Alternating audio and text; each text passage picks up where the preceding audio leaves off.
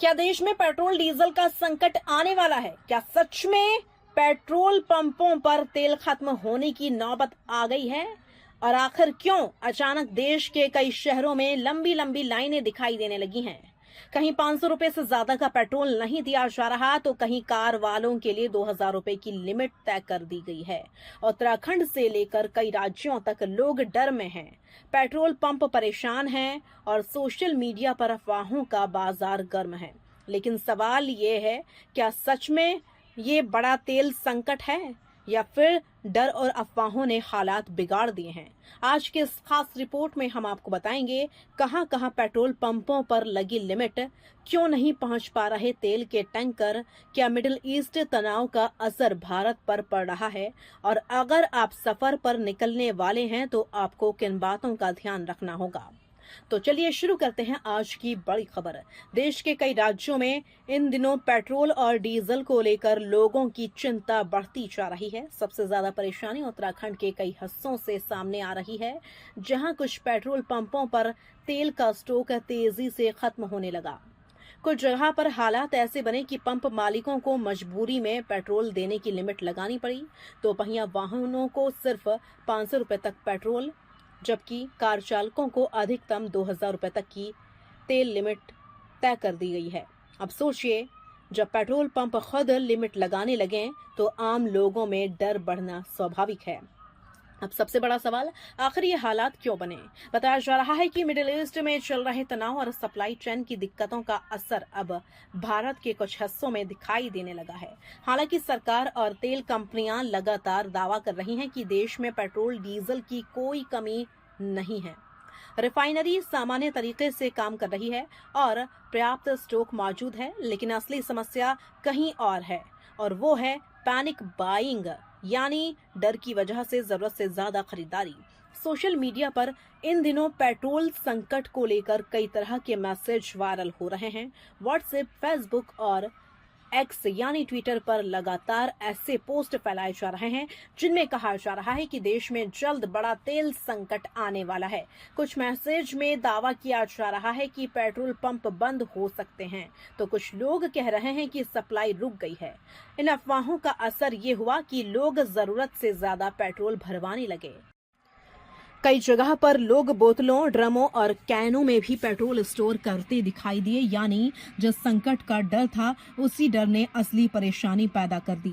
अब बात उस राज्य की जहां हालात सबसे ज्यादा चर्चा में हैं। उत्तराखंड के कई हिस्सों, खासतौर पर देहरादून और हल्द्वानी में कुछ छोटे पेट्रोल पंपों पर सिर्फ एक दिन का स्टॉक बचा था।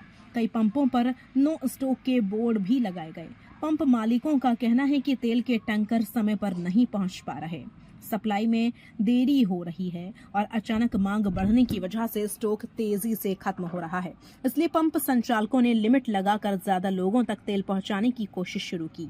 अब सबसे जरूरी जानकारी, अगर आप आने वाले दिनों में लंबी यात्रा की योजना बना रहे हैं तो थोड़ी सावधानी बेहद जरूरी है।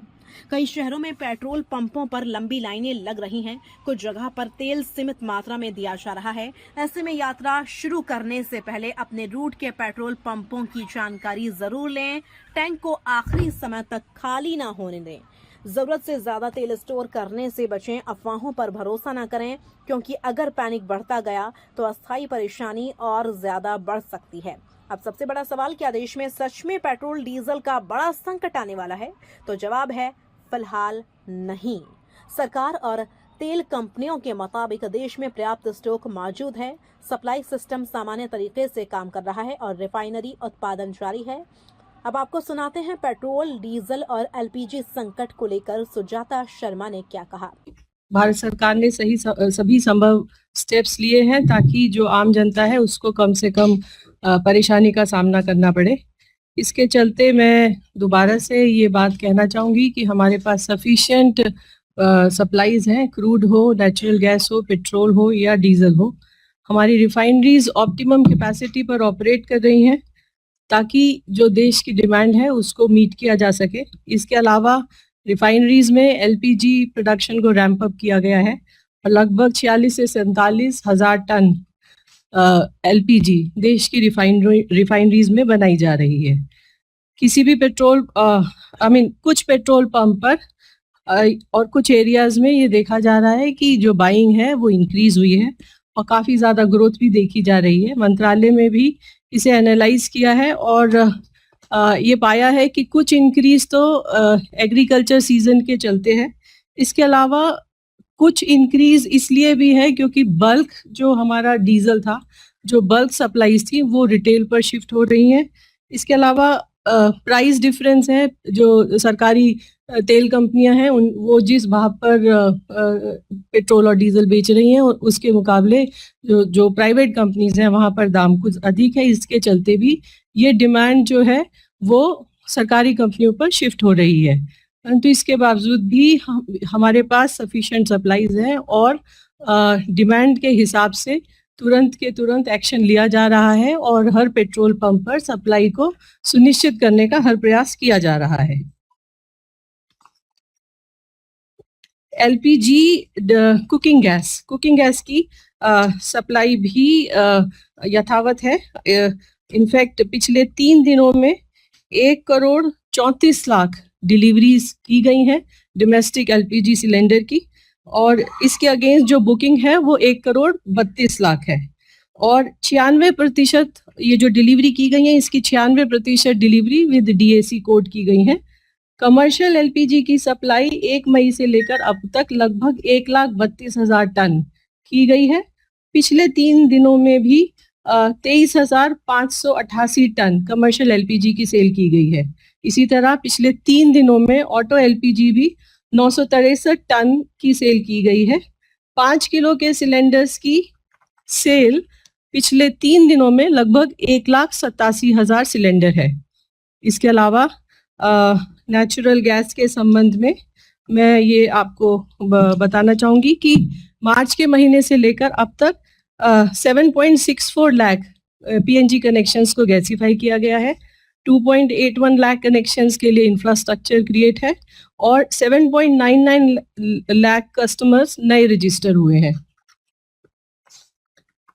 C3 C4 मॉलिक्यूल्स की सेल भी रिफाइनरीज से की जा रही है और पहली मई से लेकर अब तक 10,600 टन प्रोपिलीन और ब्यूटाइलीन की सेल हुई है और 3,940 टन ब्यूटाइल एक्रिलेट की भी सेल की गई है। एनफोर्समेंट एक्शन राज्य सरकारों के द्वारा और ऑयल मार्केटिंग कंपनीज के द्वारा जारी है और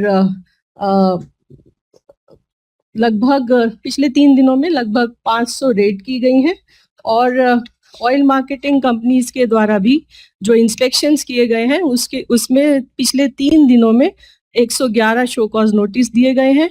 35 डिस्ट्रीब्यूटर्स पर पेनल्टी लगाई गई है और 1 को सस्पेंड भी किया गया है। अंत में मैं आप सभी के माध्यम से देशवासियों से अपील करना चाहूंगी कि कृपया पैनिक बाइंग से बचें। आवश्यकता के अनुसार पेट्रोल डीजल का क्रय करें और हमारे पास पर्याप्त स्टोर्स हैं, अवेलेबिलिटी है, सप्लाईज है। इस और किसी भी अफवाह पर विश्वास न करें और जहां तक संभव हो ऊर्जा को बचाने का हर संभव प्रयास करें। यानी राष्ट्रीय स्तर पर किसी बड़े संकट की पुष्टि नहीं हुई है, लेकिन अगर लोग डर में जरूरत से ज्यादा पेट्रोल खरीदते रहे तो कुछ इलाकों में अस्थायी कमी जरूर महसूस हो सकती है। मिडिल ईस्ट में तनाव बढ़ने की वजह से अंतर्राष्ट्रीय तेल बाजार में उतार चढ़ाव जरूर देखा जा रहा है। क्रूड ऑयल की कीमतों में हलचल का असर दुनिया भर के बाजारों पर पड़ रहा है। हालांकि भारत सरकार लगातार हालात पर नजर बनाए हुए है। विशेषज्ञों का कहना है कि फिलहाल घबराने की जरूरत नहीं, लेकिन अफवाहें अगर इसी तरह फैलती रही तो स्थिति नियंत्रण से बाहर जा सकती है। कई लोगों का कहना है कि सोशल मीडिया पर लगातार वायरल हो रहे मैसेजों ने डर का माहौल बना दिया है। कुछ लोग सिर्फ इसलिए पेट्रोल भरवा रहे हैं क्योंकि उन्हें लग रहा है कि बाद में नहीं मिलेगा। यानी डर अब जरूरत से ज्यादा खरीदारी में बदल चुका है और यही सबसे बड़ी चुनौती बनती जा रही है। सरकार और तेल कंपनियों ने लोगों से अपील की है कि अफवाहों पर ध्यान न दें, जरूरत के हिसाब से ही पेट्रोल खरीदें, पैनिक बाइंग से बचें, सोशल मीडिया पर फर्जी खबरें शेयर न करें क्योंकि जिम्मेदारी सिर्फ सरकार की नहीं बल्कि आम लोगों की भी है। तो क्या देश में पेट्रोल खत्म होने वाला है? फिलहाल जवाब है नहीं, लेकिन डर, अफवाह और पैनिक अगर इसी तरह बढ़ती रहे तो हालात जरूर बिगड़ जाएंगे।